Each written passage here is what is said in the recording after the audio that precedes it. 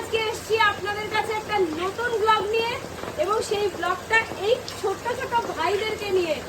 আরামবাগ থেকে এসছে ভাইরা, এবং দাদা ক্যামেরার পিছনে রয়েছে, দাদা ক্যামেরার সামনে আসবে না।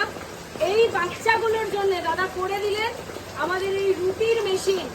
এই রুটির মেশিন নিয়ে যাতে এরা ব্যবসা করতে পারে এবং এরা যাতে জীবনে আগে যেতে পারে, তার কারণের জন্য তাদের বাবা এই ব্যবস্থা করে দিল। এবং ছেলেকে, এর হচ্ছে ছেলে আর দুইজন হচ্ছে বন্ধু।